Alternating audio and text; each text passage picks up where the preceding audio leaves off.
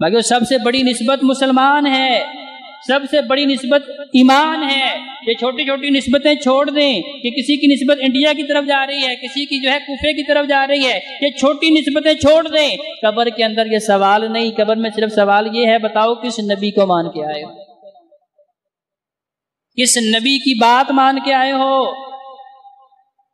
ما دینوں کا، تمہارا دین کیا ہے؟ تو میں کیا کہوں گا کہ میرا دین درم و دینار تھا کہ بس میں دن بھر رات پیسہ کمانے میں لگا رہا؟ میں کیا بتاؤں گا کہ میرا دین میری مسجد کے مولوی کے اوپر تھا، میرا دین جو ہے میرے ائمہ کے اوپر تھا، میرے فقہا کے اوپر تھا، میرے آباء و اجداد کے اوپر تھا، میرے بڑوں کے اوپر تھا؟ بھائیو نہیں، جس بندے نے اس دین کو اپنایا جس دین کے متعلق اللہ نے قرآن میں کہا کہ بھی سب سے محبوب دین مذہب میرے پاس اسلام ہے۔ اللہ نے قرآن میں کیا فرمایا؟ سب سے محبوب دین مجھے اسلام ہے، جو شریعت ہے، جو عین جو ہے اللہ رب العزت کے محبت کے اوپر انسان کو گامزد کرنے والے اصول و قوانین ہیں۔ جس بندے نے اس اسلام کو ماننا ہے، ادخلوا فی السلم کافہ، پورے کے پورے اسلام کو ماننا، یہ نہیں کہ جس میں مجھے آسانی لگ رہی ہے بس اس کو مان لیا۔ اب آسانی کیا ہے کہ جب مجھے ٹائم ملا، کوئی مصروفیت نہیں، میں کام سے فارغ، اپنے تمام تر مشغولیات سے فارغ، اب اذان سنی، مسجد میں آ کے نماز پڑھ لی، اس میں تو مشکل کوئی نہیں تھا۔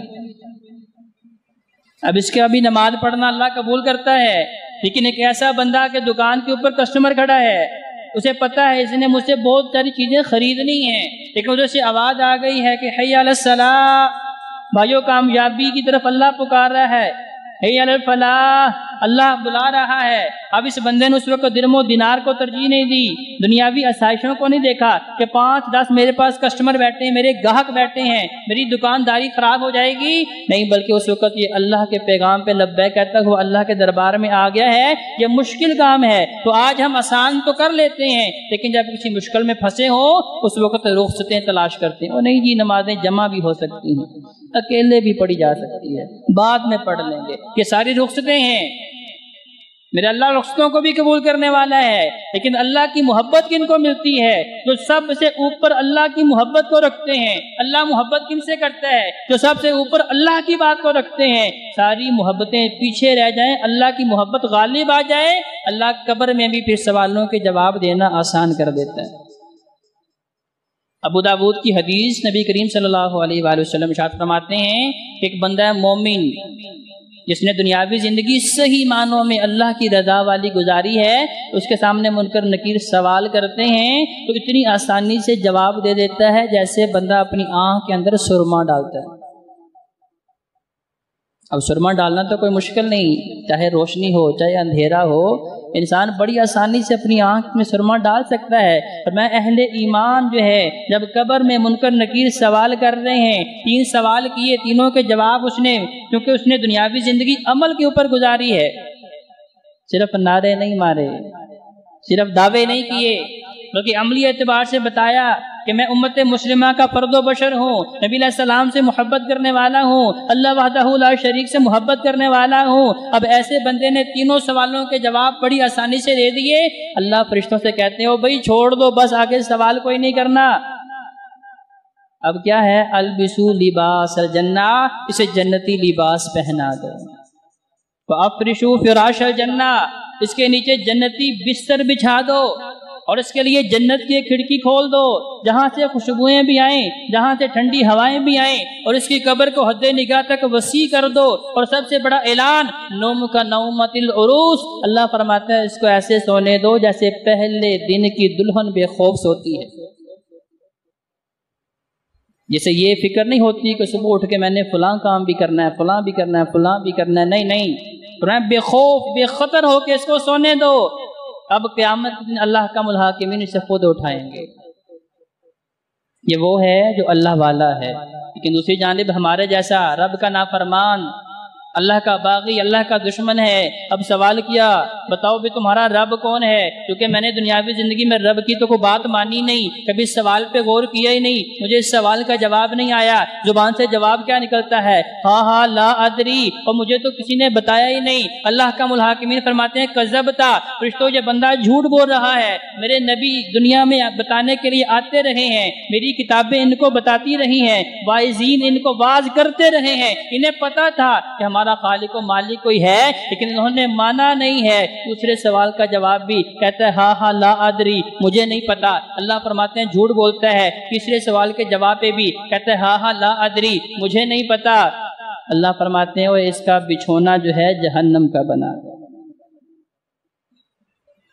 آج ہاتھ کے اندر ایک انگارہ پکڑا ہو، انسان بے چین ہو جاتا ہے، تڑپ اٹھتا ہے، چیخو پکار کرتا ہے، ہر ممکن کوشش کرتا ہے کہ یہ انگارہ اس کے ہاتھ سے نیچے اتر جائے۔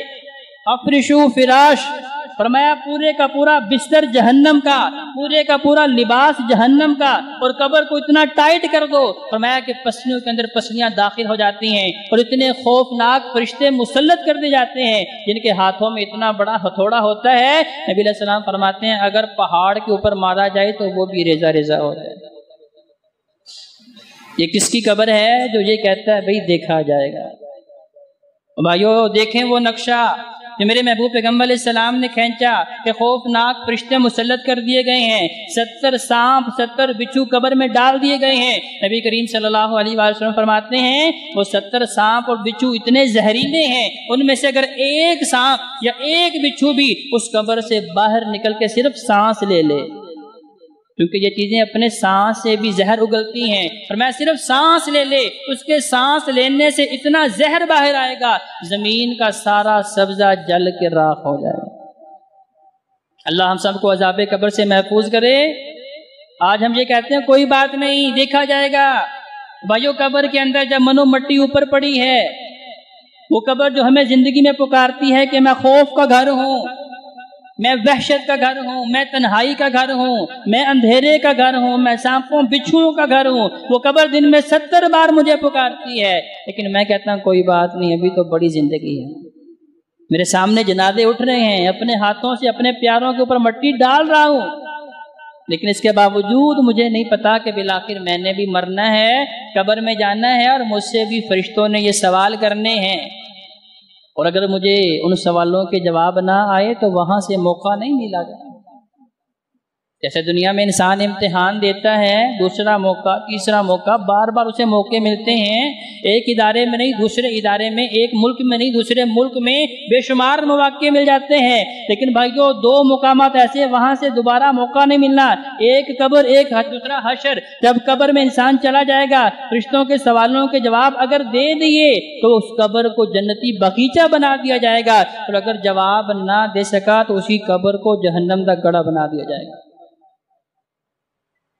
اسی طرح جب انسان حشر میں اللہ کے سامنے پیش ہوگا، اس وقت بھی انسان اپنے ہاتھوں کو چبائے گا اور کہے گا کہ یہ کیسی کتاب ہے، لا یغادر صغیرۃ ولا کبیرۃ الا احصاها، اس نے تو میری ہر چھوٹی بڑی بات تحریر کر کے اللہ کے حضور پیش کر دی ہے، اب میں ان اپنی بدعمالیوں کا جواب کیا دوں؟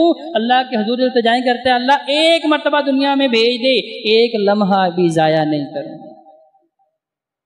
لیکن بھائیو قبر حشر سے پھر واپسی نہیں ہے، وہاں جانے کے بعد دوسرا موقع نہیں ملنا، لہذا نبی کریم صلی اللہ علیہ وآلہ وسلم کا فرمان عالی شان کہ بیماری سے پہلے پہلے تندرستی کو غنیمت جانو، مفلسی سے پہلے پہلے مالداری کو غنیمت جانو، اور مرنے سے پہلے پہلے زندگی کو غنیمت جانو، اور ان سے صحیح طور پہ فائدہ اٹھاؤ۔ کون سا فائدہ؟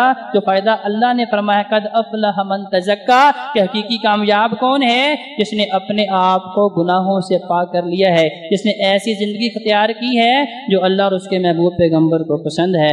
آئیے ہم بھی اللہ کی طرف پلٹتے ہیں، اللہ کی طرف رجوع کرتے ہیں، کیونکہ ہم نے بھی دن کے اجالوں میں بھی بڑے گناہ کیے ہیں، رات کی تاریکی کا فائدہ اٹھا کے بھی بڑے گناہ کیے ہیں، کچھ صغیرہ بھی، کچھ کبیرہ بھی، کچھ ظاہری، کچھ باطنی، سارے گناہوں کو اللہ کے سامنے پیش کر کے اللہ سے پکی سچی توبہ کرتے ہیں، معافی مانگتے ہیں۔ اللہ ہم سب کو قبر حشر کے عذاب سے محفوظ رکھنا۔